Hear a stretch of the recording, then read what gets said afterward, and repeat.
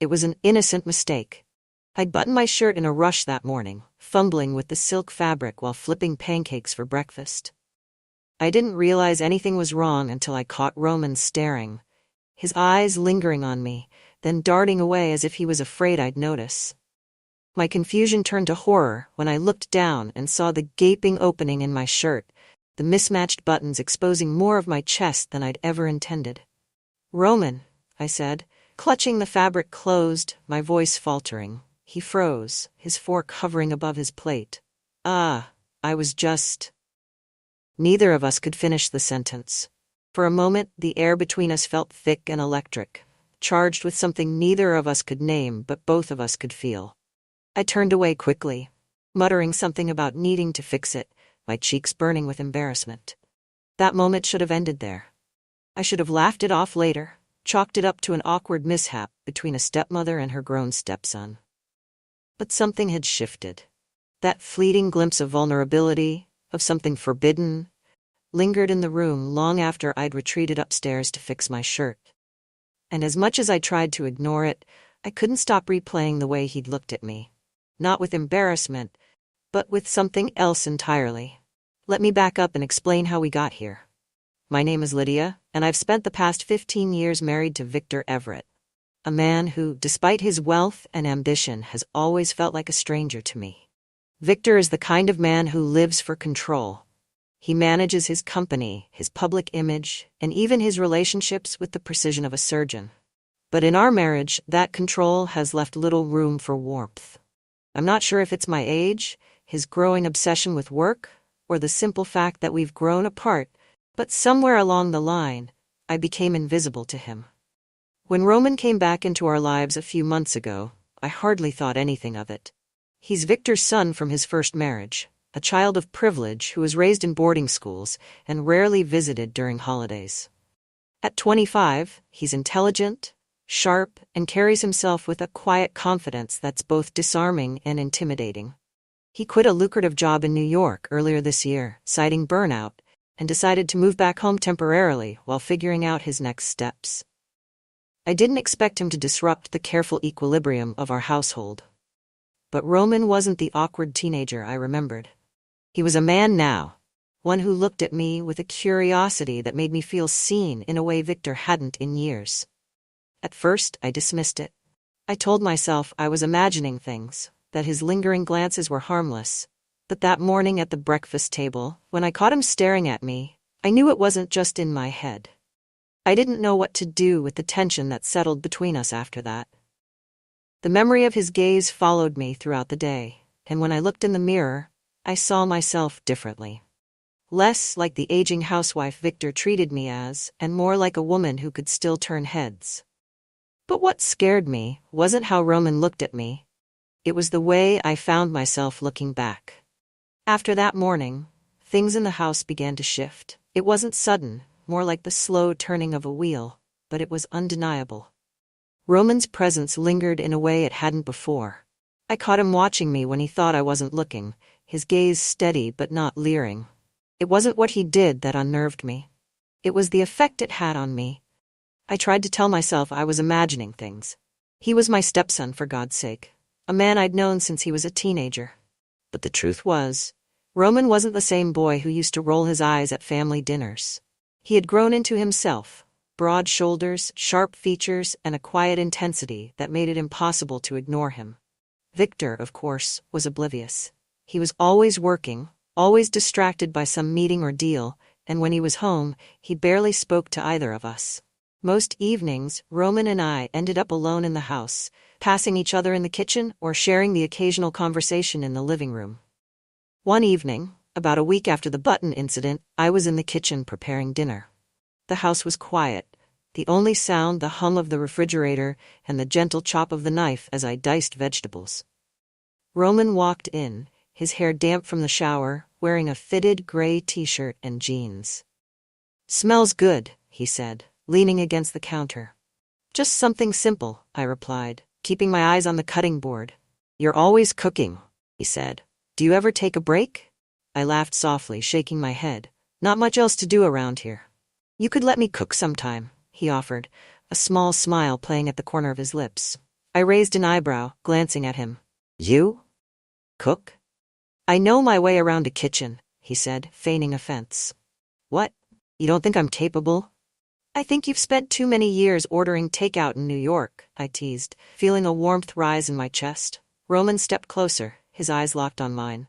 Try me, he said, his voice low. For a moment I didn't move. The air between us felt charged, like the spark just before a flame ignites. Then I turned back to the cutting board, laughing nervously. Fine. You're on dinner duty tomorrow. Deal, he said, his voice soft but sure. The next night, Roman kept his word. I stayed in the dining room, sipping a glass of wine while he worked in the kitchen. The smell of garlic and herbs filled the air, and when he finally brought out the plates, I was genuinely impressed. This is actually good, I said, taking a bite. Don't sound so surprised, he said, laughing. As the evening went on, the conversation flowed more easily. We talked about his time in New York, his plans for the future, and even a few memories from his childhood. I found myself laughing more than I had in weeks, maybe months. I missed this, Roman said suddenly, his tone quieter. Missed what? I asked, setting down my fork. Being around someone who cares, he said, his eyes meeting mine. It's been a long time. I didn't know how to respond to that. Victor's absence had left a void in both of our lives, but hearing Roman say it out loud made it feel heavier somehow. Well, you're home now, I said softly, and you're not alone. The first real moment of escalation came a few nights later. It was late, Victor was away on another business trip, and I was sitting in the living room with a book and a cup of tea. Roman came in, his hair tousled, wearing a hoodie and sweatpants. He hesitated in the doorway before sitting down across from me. Couldn't sleep? I asked. He shook his head. Too much on my mind. We sat in silence for a moment, the sound of the rain outside filling the room. Can I ask you something? Roman said finally. Of course, I replied, closing my book. Do you ever feel like you've wasted time? He asked, his voice soft. I blinked, surprised by the question. What do you mean? He looked down at his hands, his brow furrowed. Like, you've spent years doing what you thought you were supposed to, only to realize it wasn't what you wanted. I swallowed hard, the truth of his words hitting closer to home than I cared to admit. All the time, I said quietly. Roman looked up, his eyes searching mine. How do you fix it? I don't know, I admitted. I'm still trying to figure that out myself. His gaze lingered, and I felt my pulse quicken. Lydia, he said, his voice barely above a whisper. Yes? He hesitated, his jaw tightening as if he was holding something back. Then he shook his head, a small, almost bitter smile crossing his lips. Never mind. Before I could press him, he stood and walked out of the room, leaving me alone with the storm raging outside and the storm building inside me. After that night, things between us became even more complicated. Roman found subtle excuses to be near me, helping me with groceries, offering to fix things around the house, even joining me on my morning walks. Each interaction felt charged, as if we were dancing around an unspoken truth neither of us was ready to admit. One afternoon, as I was rearranging the bookshelf in the study, Roman came in carrying a ladder. Marta said one of the light bulbs is out, he said, gesturing to the ceiling. Thanks, I said, stepping aside as he set up the ladder. I watched as he climbed, his movements confident and fluid. When he reached the top, he glanced down at me and smiled. You're staring, he said teasingly. I flushed, quickly looking away. Just making sure you don't fall. Uh-huh, he said, laughing softly. As he climbed back down, his hand brushed mine, and I felt that same jolt of electricity I'd felt in the kitchen. For a moment, neither of us moved. Roman, I started, but he cut me off. Lydia, he said, his voice steady but intense. I think we both know what this is. I stepped back, my heart pounding. You're imagining things. Am I? He asked, his gaze unwavering. I didn't answer. Instead, I turned and walked out of the room, my mind racing. The tension between us was impossible to ignore. Every glance, every touch, every word carried a weight that threatened to crush us both. And as much as I tried to fight it, I couldn't deny the truth. I wasn't imagining it either. Roman wasn't just my stepson. He was the first person in years who made me feel alive. And that terrified me more than anything.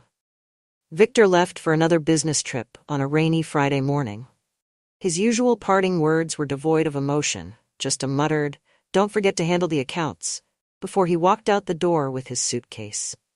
Watching him leave, I couldn't help but feel a hollow relief. His absence was a reprieve, but it also left me vulnerable. Roman was in the garage, tinkering with an old bike Victor had meant to sell months ago. I found him later, wiping his hands with a rag, his face streaked with grease. "You've been busy," I said, leaning against the doorframe. He glanced up, his lips curving into a small smile. "Better than sitting around doing nothing." I didn't reply, but my eyes lingered on him longer than they should have.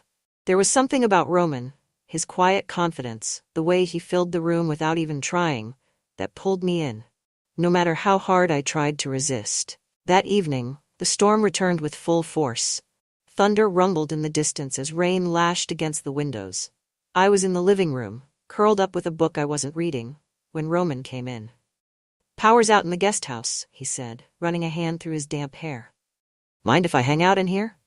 "Of course," I said, closing the book and gesturing to the couch.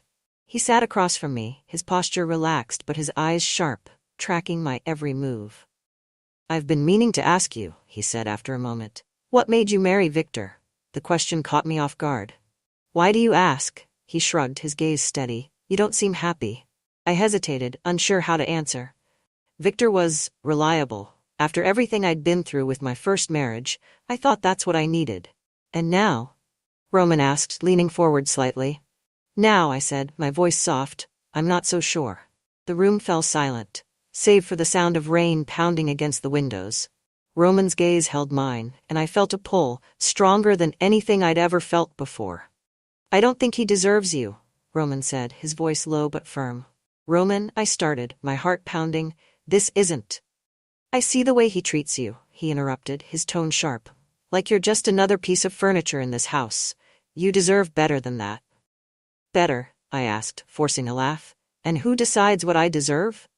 "I do," he said, standing and closing the distance between us. "I've seen it, Lydia. The way you hold everything together, the way you never let anyone see how much you're hurting." "Roman, stop," I whispered, backing away. "Tell me you don't feel it," he said, his voice almost pleading. "Tell me I'm the only one imagining this." I couldn't. The first time happened later that night. The power went out, plunging the house into darkness. I was lighting candles in the dining room when Roman came in, the flickering light casting shadows across his face. "Need help?" he asked, his voice soft. "I've got it," I replied, but my hands were trembling. He reached out, steadying the candle holder in my hand. His fingers brushed mine, and the jolt of electricity was undeniable. "Lydia," he murmured, his voice low and full of something I couldn't name. Before I could stop myself, I looked up at him. The distance between us felt impossibly small, and in that moment, the walls I'd built around myself crumbled. The days that followed were a blur of stolen moments and whispered words. It started with small things, his hand brushing against mine as we passed in the hallway, the way his eyes lingered on me when he thought I wasn't looking. But soon, those moments grew into something more. We found ways to be alone, stealing kisses in the kitchen when Marta was out running errands, meeting in the garden late at night under the cover of darkness. Every touch, every glance was intoxicating. "You're going to drive me insane," Roman said one evening as we stood in the pantry, our breaths mingling in the small space. "Then maybe we should stop," I whispered, though I didn't mean it. "Do you want to?" he asked, his eyes searching mine. I shook my head, unable to lie. One afternoon, Victor came home early, his unexpected arrival nearly catching us in the middle of a stolen kiss in the study. We managed to separate just in time, but the close call left us both shaken. "This is getting too risky," I said that night, my voice trembling. "I don't care," Roman replied, his gaze intense. "I'll take every risk for you, Lydia. You're worth it." The first crack in our fragile world came from Marta. She was sharper than we gave her credit for, and it didn't take long for her to notice the subtle changes in the house. The way Roman lingered too long in the kitchen, the way I avoided Victor's touch more than usual. One afternoon, as I was folding laundry in the guest room, Marta came in unannounced, her expression unreadable. "Mrs. Everett," she said, her tone careful, "is everything all right?" "Of course," I replied quickly, forcing a smile. "Why wouldn't it be?" She hesitated, then nodded. "Just wondering, you've seemed distracted lately." I knew then that she suspected something. Roman and I tried to be more careful after that, but the tension only grew. Every glance, every touch felt like a risk, but we couldn't stop. One evening, as we sat together in the garden, Roman turned to me, his expression serious. "I'm tired of hiding," he said. "Roman, we don't have a choice," I replied, my voice shaking. "Yes, we do," he said. "We can leave, start over somewhere else." "Leave," I repeated, stunned. He nodded. "Victor doesn't deserve you, Lydia. We can have a life together, a real one." As much as I wanted to believe him, I knew it wasn't that simple. Victor wasn't the kind of man to let go easily, and the thought of what he might do if he found out terrified me. "Roman," I said softly, "this isn't just about us. There's too much at stake." "I don't care," he said, his voice firm. "I'll do whatever it takes to be with you." The storm we'd been trying to outrun finally hit one evening when Marta came to me, her expression serious. "Mrs. Everett," she said, "I think you should know, someone's been watching the house." My blood ran cold. "What do you mean?" "There's a man," she said. "He's been parked down the street for hours. I saw him watching Roman earlier." I felt the walls closing in, the fragile world Roman and I had built threatening to collapse. "What do we do?" I whispered, my voice trembling. Marta hesitated, then said, "You need to be careful, Mrs. Everett. This could ruin everything." Later that night, Roman and I stood in the garden, the weight of Marta's warning heavy between us. "Do you think it's Victor?" I asked, my voice barely audible. Roman's jaw tightened. "If it is, we'll deal with him. Together." As much as I wanted to believe him, I couldn't shake the feeling that the storm was only beginning. And when it finally broke, it would leave nothing unscathed. The man watching the house wasn't Victor, but his arrival set everything in motion. Roman dismissed Marta's warning at first, chalking it up to her nosy nature, but I couldn't shake the feeling of impending doom. We had been careful, or at least, I thought we had. But secrets have a way of slipping through the cracks, and it was only a matter of time before ours caught up with us. It was a few days later when the first real crack appeared. I was in the study, sorting through paperwork, when I found an unfamiliar envelope tucked beneath a stack of Victor's documents. The return address was from a private investigator. My hands trembled as I opened it, the papers inside confirming my worst fears. Bank statements, wire transfers, and property deeds, all in my name. Victor had been funneling money into offshore accounts, using me as the legal owner to shield himself from liability. If anyone discovered it, I'd be the one left holding the bag. I sank into the chair, my heart pounding. This wasn't just about me and Roman anymore. Victor was setting me up, and if I didn't act fast, I'd go down for crimes I didn't commit. That evening, I told Roman what I'd found. "So he's been using you," Roman said, pacing the room. His fists clenched at his sides and his jaw tightened as he spoke. I knew he was a bastard, but this... "He's always been careful," I said, my voice shaking. "But this? It's calculated. He's setting me up in case something goes wrong." Roman stopped pacing and turned to me, his expression hard. "Then we expose him." "It's not that simple," I said. "If we go to the authorities, they'll look at everything, including us. If they find out about..." "About us?" Roman interrupted, his voice sharp. "Yes," I said, tears stinging my eyes. "We're not just risking ourselves, Roman, we're risking everything." He knelt in front of me, taking my hands in his. "We'll figure this out. I won't let him destroy you." His words were a comfort, but they didn't change the reality of the situation. Victor wasn't just my husband, he was a man with power and resources. If he suspected what was happening, he'd stop at nothing to ruin me. The next day, Marta confronted me in the kitchen. "Mrs. Everett," she began, her tone more serious than I'd ever heard. "We need to talk." I set down the mug I was holding, bracing myself. "What is it, Marta?" "It's about Roman," she said, her voice lowering. "And you." My stomach dropped. "What are you talking about?" "I'm not blind," she said, crossing her arms. "I've seen the way he looks at you, the way you look at him." I opened my mouth to deny it, but she held up a hand, stopping me. "Save it," she said. "I'm not here to judge you, but you need to know. Victor suspects something. And if he finds out..." Her words hung in the air, heavy with implication. "What do you want from me, Marta?" I asked, my voice trembling. She hesitated, then said, "I want to help you. But if I'm going to stick my neck out, I need to know you're not going to drag me down with you." I stared at her, unsure of what to say. Marta had been with Victor long before I came into the picture, but now she was offering me something I hadn't expected: an ally. Later that evening, as Roman and I sat in the garden, I told him about Marta's warning. "She knows," I said, my voice barely above a whisper. Roman frowned, his hands tightening around the glass he was holding. "What does she want?" "To protect herself," I said. "She's loyal to Victor, but she's not stupid. If this blows up, she doesn't want to be caught in the crossfire." Roman leaned back in his chair, his jaw tightening. "We can't trust her." "We don't have a choice," I said. "She knows too much." For a moment, neither of us spoke. The weight of what we were doing, what we'd already done, was suffocating. "Maybe she's right," I said finally. "About what?" Roman asked, his tone sharp. "About ending this," I said, my voice breaking. "It's only a matter of time before Victor finds out. And when he does..." Roman stood abruptly, his chair scraping against the stone patio. "No," he said, his voice firm. "I won't lose you, Lydia. Not to him." "Roman, this isn't just about us," I said, standing to face him. "If Victor finds out, he'll destroy everything." "Then we destroy him first," Roman said, his eyes blazing with determination. The next twist came the following morning.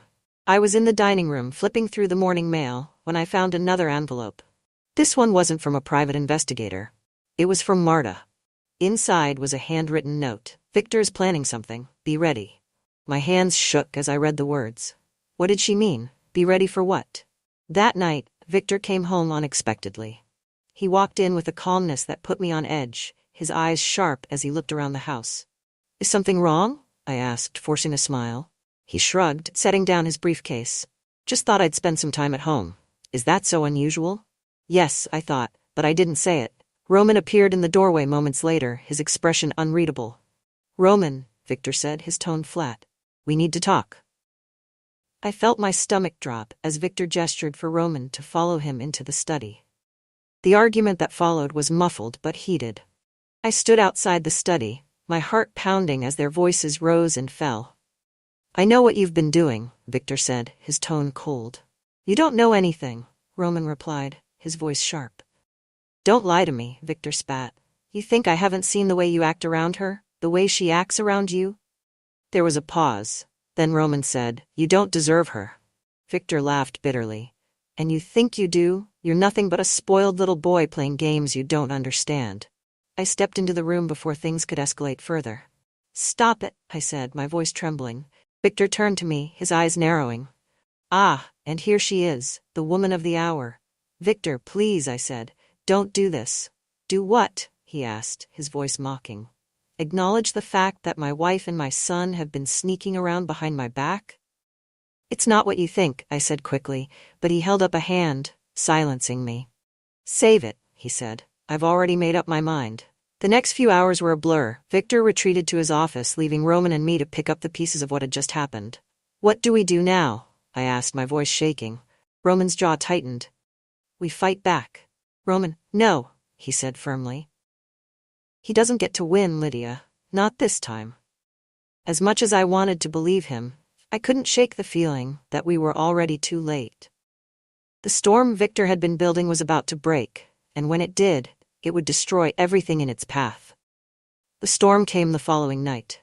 It wasn't the kind of storm that raged outside, but one that tore through the house, leaving no corner untouched. Victor's calm demeanor from earlier had been a facade, and when he finally struck, it was with the precision of a man who had planned every step. It started with a family dinner, a rare occurrence given Victor's usual detachment. He insisted we all sit down together, his tone light, but his eyes cold. "I thought we should have a moment as a family," he said, raising his glass of wine. "It feels like we've been drifting apart lately." Roman's hand clenched around his fork, and I forced a smile, trying to keep the tension from showing. As the meal progressed, Victor's words grew sharper. He made jabs at Roman's lack of direction, his recent return home, and even my supposed distractions. "You've been quiet tonight, Lydia," Victor said suddenly, his voice cutting through the room. "I'm just tired," I replied, keeping my tone neutral. "Tired," he repeated, his lips curling into a smirk. "I suppose keeping secrets can be exhausting." My stomach dropped. Roman set his fork down with a deliberate clink. "If you've got something to say, just say it." Victor leaned back in his chair, studying Roman with the kind of disdain only a father could muster. Fine. Let's put everything on the table, shall we? He turned to me, his gaze icy. How long has this been going on? Victor, I started, my voice trembling. No, he snapped, his calm veneer cracking. Don't lie to me. Don't insult my intelligence. How long have you been sleeping with my son? The words hung in the air like a thunderclap, and for a moment, no one moved. Roman stood abruptly, his chair scraping against the floor. This isn't her fault, he said, his voice low and dangerous. Oh, I'm sure you'd like me to believe that, Victor said, standing to face him. But I know better. You've always been a selfish little brat, taking whatever you want without thinking of the consequences. That's rich coming from you, Roman shot back. You've spent your whole life treating people like pawns in your stupid games. Lydia deserves better than you, and you know it. Victor's face darkened, and I could see the fury building behind his eyes. You think you're better than me? You're just a boy playing at being a man. You'll never be anything more. Enough, I shouted, standing between them. They both turned to me, their anger momentarily eclipsed by surprise. This has to stop, I said, my voice shaking. We can't keep tearing each other apart like this. Victor sneered. You think this is over? Oh, Lydia, you have no idea what's coming. After dinner, Victor retreated to his office, slamming the door behind him. Roman and I sat in the living room, the silence between us heavy with unspoken fears. What do we do now? I asked, my voice barely above a whisper.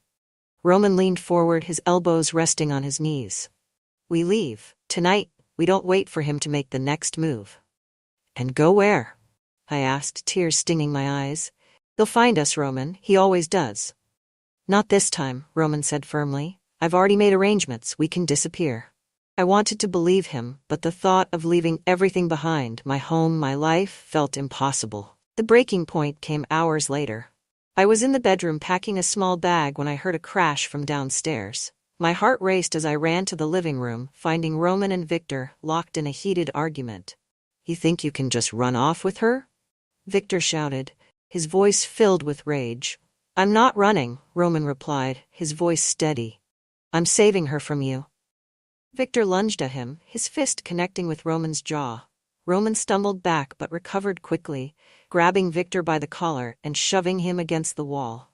Stop it, I screamed, stepping between them. Victor pushed Roman away, his chest heaving as he straightened his shirt. This isn't over, he said, his voice low and menacing. You'll regret this. Both of you. That night, Roman and I left. We didn't take much, just a bag of clothes and a few essentials, but as we drove away from the house, I felt the weight of everything we were leaving behind. Are you okay? Roman asked, his voice soft. I nodded, though my chest ached with a mix of fear and relief. We ended up in a small motel on the outskirts of a quiet town, far from Victor's reach. The room was modest, with faded wallpaper and a bed that creaked with every movement, but it felt like a sanctuary. As we sat together on the bed, Roman took my hand, his fingers lacing through mine. We'll figure this out, he said, his voice steady. I don't know if we can, I replied, tears streaming down my face.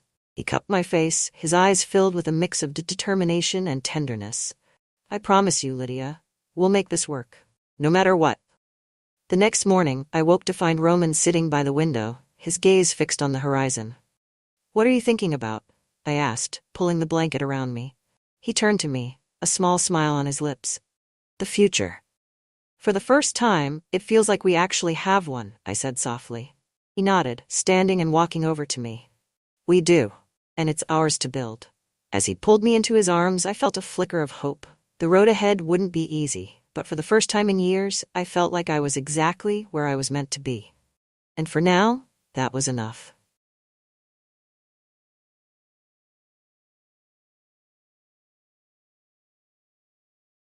It wasn't until the laughter died down that I realized I'd gone too far. The look on Derek's face, hurt, humiliated, was one I hadn't seen in years. But the worst part wasn't his reaction. It was the way his brother Cole leaned back in his chair, smirking like he'd been waiting for me to make that mistake. The family dinner had started out fine.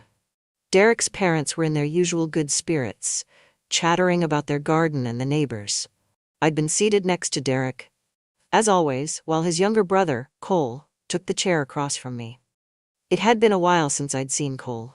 He lived a few hours away and rarely visited, though whenever he did, he always brought a certain energy with him. There was something magnetic about him, his casual confidence, the way he carried himself. It was hard not to notice the sharp contrast between him and Derek, even if I didn't want to admit it. Dinner conversation drifted into harmless topics: work, home projects, and upcoming birthdays. Derek mentioned how we'd been dealing with a broken dishwasher for weeks, his tone light but exasperated. "I just haven't had time to get around to it," he said, shrugging. That's when I said it. The joke. The one that cracked the foundation beneath us. "Well, you're not exactly handy, Derek," I said, smirking as I reached for my wine glass. "Let's face it, you'd probably call someone to change a light bulb if you could." The table erupted into laughter, even Derek's mom chuckling as she dabbed at her mouth with a napkin. But when I glanced at Derek, the smile on my face froze. He wasn't laughing. Derek's face turned crimson, his lips pressed into a tight line as he stabbed at his food. For a second, I felt a pang of guilt. It wasn't like me to tease him in front of others, but the wine had loosened my tongue, and the joke had slipped out before I could stop it. But it wasn't just Derek's reaction that caught my attention. It was Cole's. He was leaning back in his chair, his arms crossed, a slow, knowing smirk spreading across his face. His eyes flicked between Derek and me like he was watching a scene from a movie he'd seen play out before. "Come on, Elise," Cole said, his voice smooth, teasing. "You've been with Derek long enough to know he's not exactly Mr. Fix-It. Some of us were born to be brains, not brawn." It was meant to ease the tension, I think, but the way he said it, the way his eyes lingered on me as he spoke, made my skin prickle. The conversation moved on, but Derek stayed quiet for the rest of the meal. I tried to catch his eye, to silently apologize, but he wouldn't look at me. When dinner ended, Derek retreated to the living room with his dad while Cole stayed behind to help clear the table. I could feel his presence as he moved around the kitchen, his casual confidence making the air feel heavier. "You really hit a nerve, you know," Cole said, breaking the silence. I glanced up from the sink. Startled. "What are you talking about?" He leaned against the counter, arms crossed, his gaze steady. "Derek, he doesn't like being called out, especially not in front of Mom and Dad." I frowned, setting down the plate I was rinsing. "It was just a joke." "Sure," Cole said, his lips curling into that same smirk he'd had at the table. "But jokes like that, they stick, especially when they come from someone like you." "Someone like me?" I asked, narrowing my eyes. He shrugged, pushing off the counter and moving closer. "Come on, Elise. You know Derek idolizes you. He's always trying to live up to whatever impossible standard he thinks you've set for him. A comment like that, it hits where it hurts." I opened my mouth to argue, to tell him he was reading too much into it, but the words didn't come. Because deep down, I knew he was right. Derek's insecurity about his usefulness had always been a sore spot, and I'd poked at it without thinking. "You should go talk to him," Cole said, his tone softer now. "Before it turns into something bigger." "Yeah," I muttered, grabbing a dish towel and drying my hands. "I'll do that." As I turned to leave, I felt Cole's gaze linger on me, a heat in his eyes that made my stomach twist. When I found Derek in the living room, he was slouched on the couch, his arms crossed tightly over his chest as he stared at the TV. His dad was talking, but Derek wasn't listening, his jaw clenched and his eyes distant. "Hey," I said softly, sitting down beside him. He barely glanced at me. "Hey." I leaned in closer, lowering my voice so his dad couldn't hear. "About earlier, I didn't mean to embarrass you." He didn't respond, his eyes still fixed on the screen. "Derek," I tried again, placing a hand on his arm. "I'm sorry, okay? It was just a joke. I didn't think." "That's the problem, Elise," he said finally, his voice low but sharp. "You didn't think." His words stung, but I didn't push back. I knew I'd hurt him, and pushing wouldn't fix it. So I just nodded, giving his arm a gentle squeeze. "I'll make it up to you, okay?"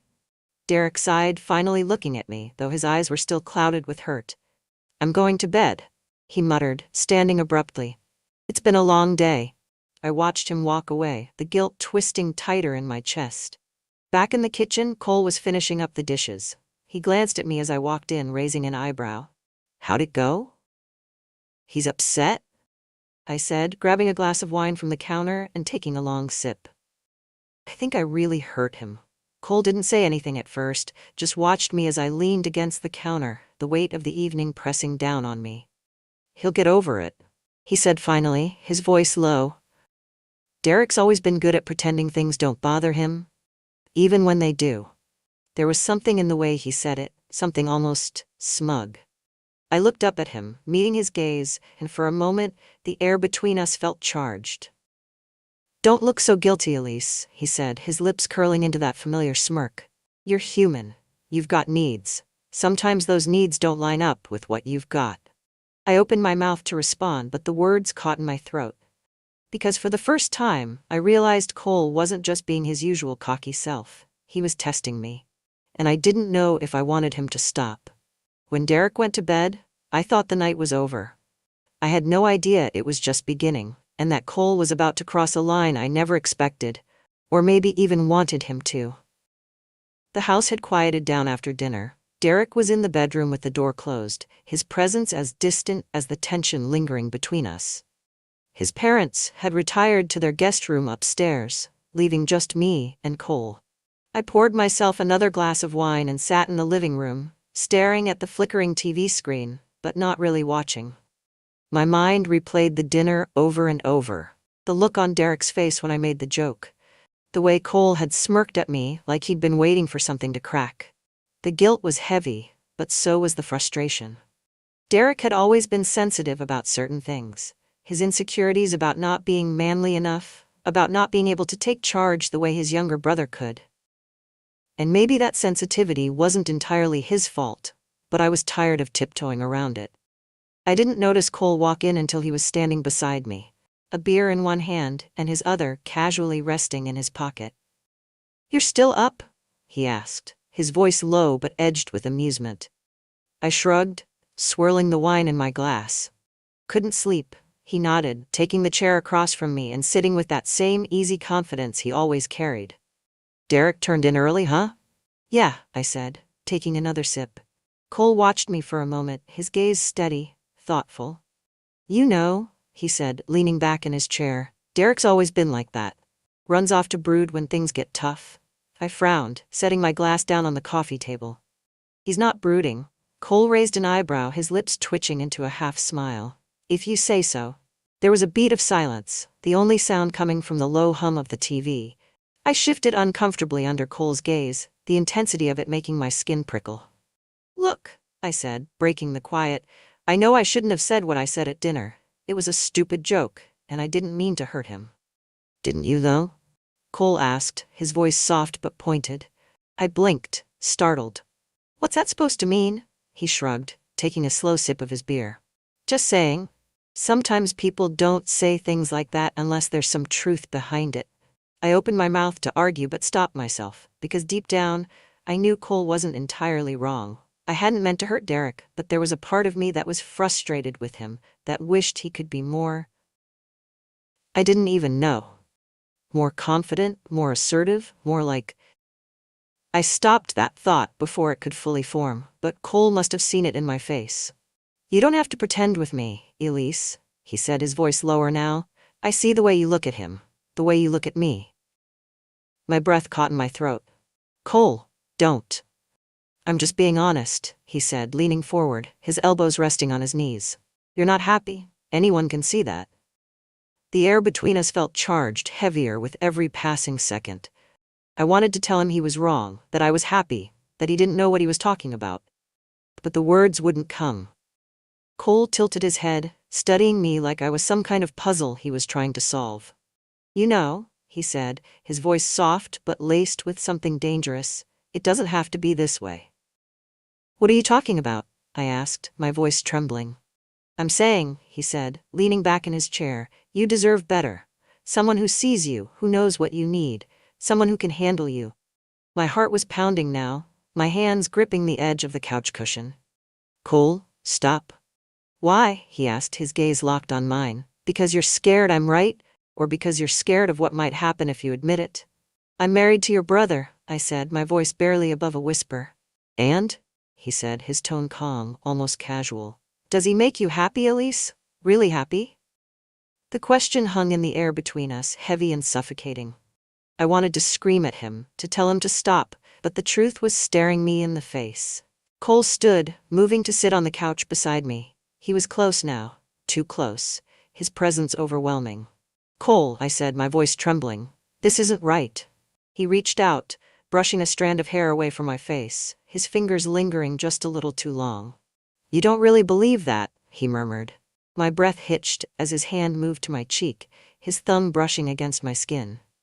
His touch was gentle, almost reverent, but it sent a shiver down my spine. "This isn't about Derek," he said softly. "This is about you. What you want. What you need."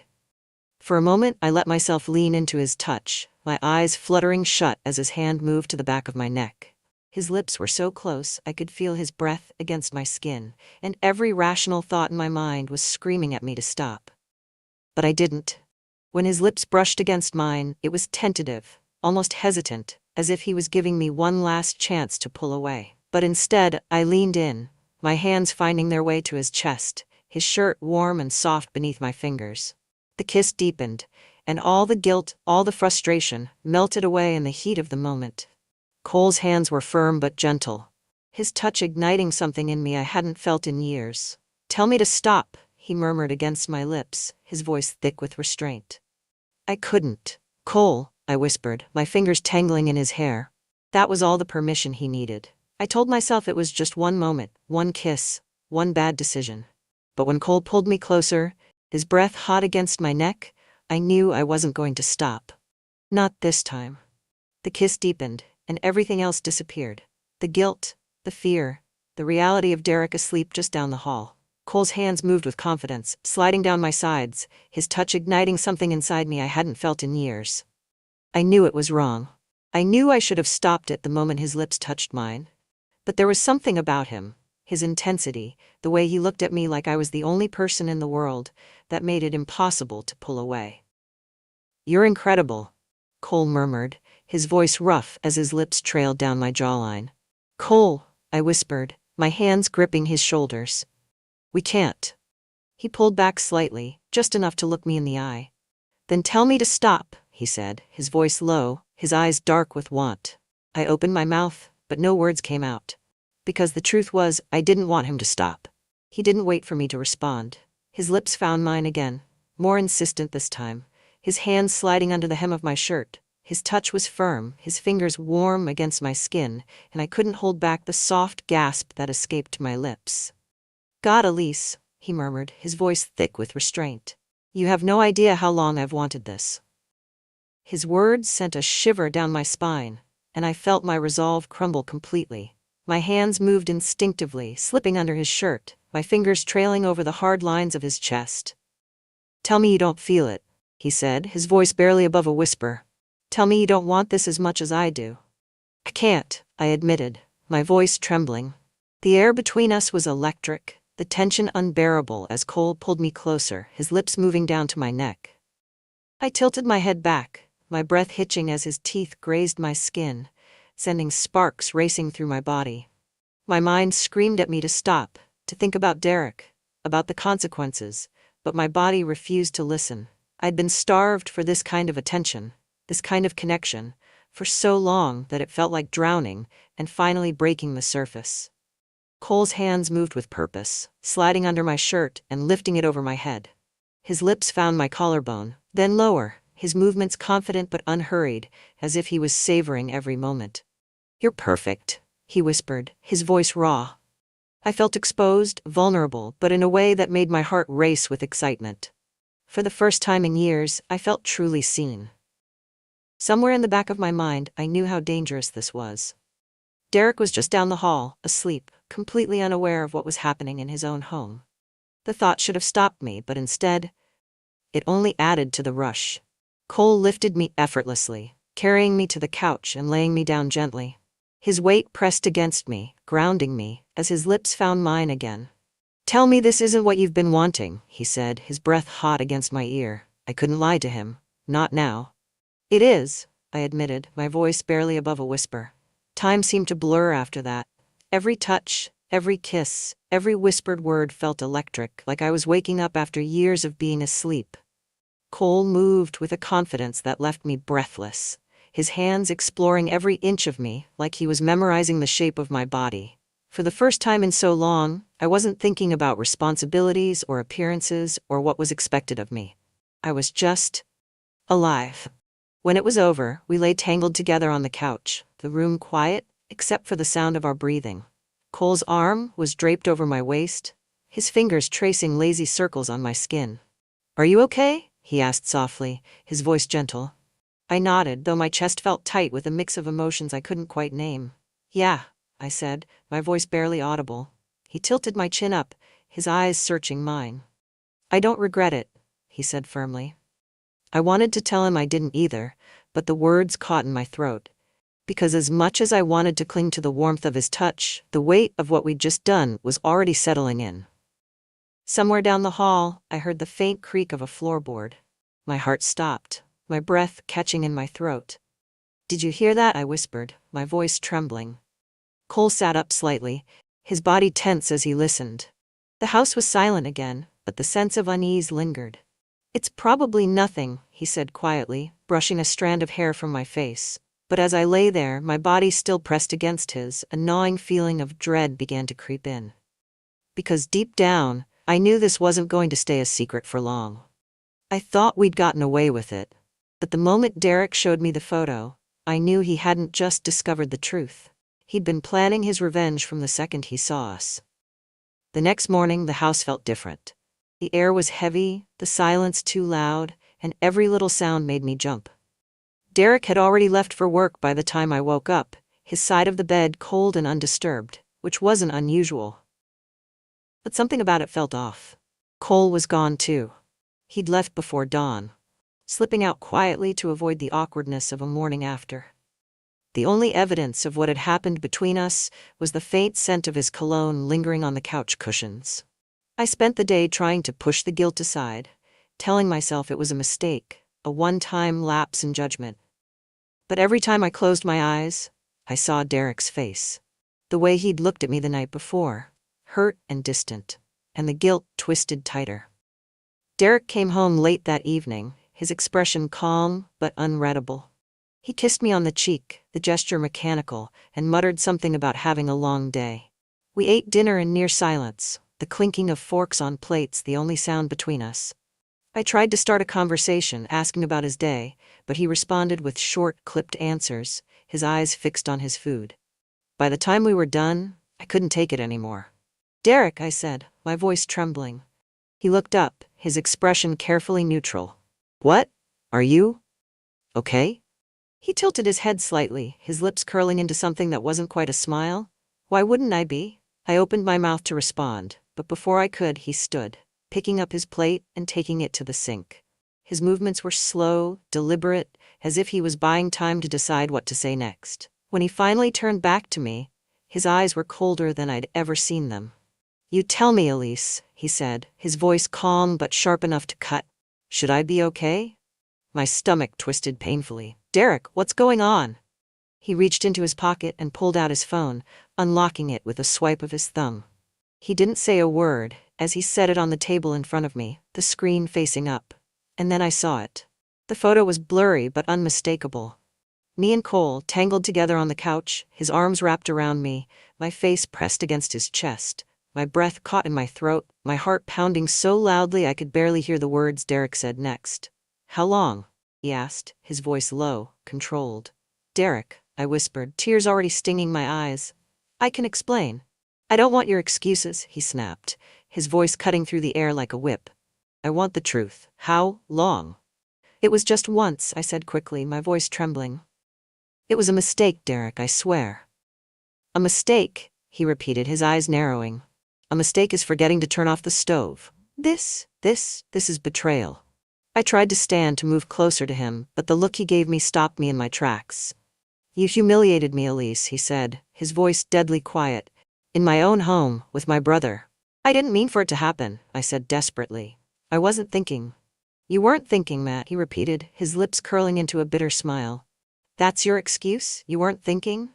I broke then, the tears spilling over as I buried my face in my hands. "I'm sorry, Derek. I'm so sorry." For a moment he said nothing, just watched me with that same cold, calculating expression. And then he laughed, a short, humorless sound that made my chest ache. "Sorry doesn't cut it, Elise," he said, his voice harder now. "You didn't just ruin our marriage. You destroyed this family." I looked up at him, my vision blurred with tears. "Please, Derek," I begged. "We can fix this. We can go to therapy. We can—" He held up a hand, silencing me. "There's no we anymore," he said firmly. "You made sure of that." The rest of the evening was a blur. Derek didn't yell, didn't scream. He didn't need to. His words cut deeper than any outburst ever could, and by the time he left the room, I felt like I couldn't breathe. I spent the night on the couch staring at the ceiling, my mind racing with everything I'd done wrong. But the worst part wasn't Derek's reaction. It was knowing that this was only the beginning. The next morning I woke to the sound of Derek's voice coming from the kitchen. I sat up, my heart pounding as I realized he wasn't alone. When I walked in, Derek was sitting at the table with his parents. His father's face was grim, his mother's eyes red and swollen, like she'd been crying. They all looked up when I entered, and the weight of their judgment hit me like a brick. "What's going on?" I asked, my voice barely above a whisper. Derek didn't answer. Instead, he slid his phone across the table, the photo of me and Cole still displayed on the screen. "You tell them," he said, his voice ice cold. The room spun as I stood there, my hands trembling, my chest tight with panic. I opened my mouth, but no words came out. Derek's father was the first to speak, his voice heavy with disappointment. "Elise, how could you?" No," Derek cut in, his voice sharp. "No excuses, no lies. You tell them the truth, or I will." The words spilled out before I could stop them, my voice breaking as I tried to explain. But there was no explanation that could make it better. No justification that could undo what I'd done. By the time I finished, Derek's mother was sobbing, her face buried in her hands. His father just shook his head, his expression one of utter disgust. "You're unbelievable," Derek said, his voice low but filled with venom. "I hope it was worth it, Elise, because you've destroyed everything." As I stood there, my world crumbling around me, I realized he was right. There was no going back. Derek didn't just want to punish me, he wanted to burn everything to the ground. And as I sat across from Cole, watching him take the brunt of Derek's fury, I realized how much worse this was going to get. By the time Derek called Cole later that day, I knew it wasn't going to be a civil conversation. I'd heard him pacing in the bedroom, his voice sharp and clipped as he demanded Cole come over. Derek didn't even try to mask his fury, his words growing colder and angrier with every minute. "Tonight," I heard him say before hanging up. The pit in my stomach grew heavier. I wanted to beg him to stop, to not drag Cole into this, but I knew better. Derek wasn't interested in calming down. He wanted retribution, and he wasn't going to stop until he got it. Cole arrived just after sunset, his familiar confidence replaced by a tension I'd never seen in him before. He didn't greet me as he walked into the living room, his jaw tight, his eyes flicking briefly toward me before landing on Derek, who stood near the window with his arms crossed. "So," Cole said, breaking the silence, "what's this about?" "You know damn well what this is about," Derek snapped, his voice low and sharp. Cole glanced at me again, his expression unreadable, before turning back to Derek. "Look, Don't," Derek cut him off, stepping closer. "Don't you dare try to explain this away. You think I don't know what happened? You think I don't have proof?" For a moment, no one spoke. The tension in the room was suffocating, the air so thick it felt like I couldn't breathe.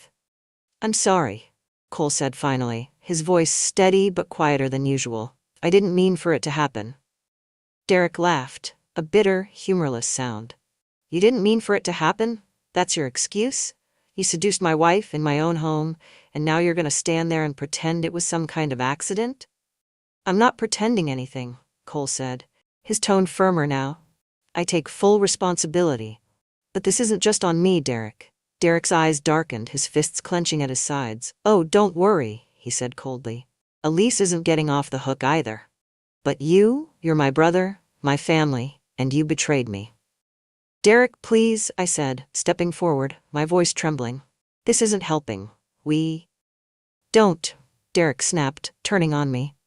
"You don't get to play peacemaker, Elise. You don't get to act like you're above this when you're the one who started it." His words hit me like a slap, and I shrank back, my chest tightening with guilt and shame. Cole stepped forward, his voice calm but firm. If you want to be angry at me. I'll take it, but don't drag her through this just to make yourself feel better. Derek's eyes narrowed. Oh, you'd love that, wouldn't you? To swoop in and play the hero, to make her think you're the better man. But here's the thing, Cole, you're not. You're just a selfish, arrogant bastard who's been taking what isn't his since the day you were born. The words hung in the air, cutting deeper than any punch could have. Cole's jaw tightened, his hands balling into fists at his sides, but he didn't lash out. I didn't come here to fight, he said quietly. I came here to fix this. Fix this? Derek repeated, his voice dripping with disdain. You can't fix this, Cole. You can't undo what you've done. You can't fix her. He shot me a cold glance, his words like daggers. I felt tears welling up in my eyes, but I blinked them back. I had no right to cry, not now. Not after everything I'd done. The argument escalated from there, Derek's voice growing louder, angrier, while Cole remained calm, his words measured but firm. You think I wanted this to happen? Cole asked, his voice sharp. You think I planned this? I don't care what you wanted, Derek shot back. What I care about is that you crossed a line, Cole. A line you can't come back from. And what about Elise? Cole countered, his gaze flicking toward me. What about the fact that she's been miserable for years? What about the fact that you've been so busy controlling everything around you that you didn't even see her slipping away? Derek's face darkened, and for a moment, I thought he was going to hit him. But instead, he stepped back, his hands trembling with barely contained rage. Get out, Derek said finally, his voice low and cold. What? Cole asked, his voice quiet. You heard me, Derek said, his eyes blazing.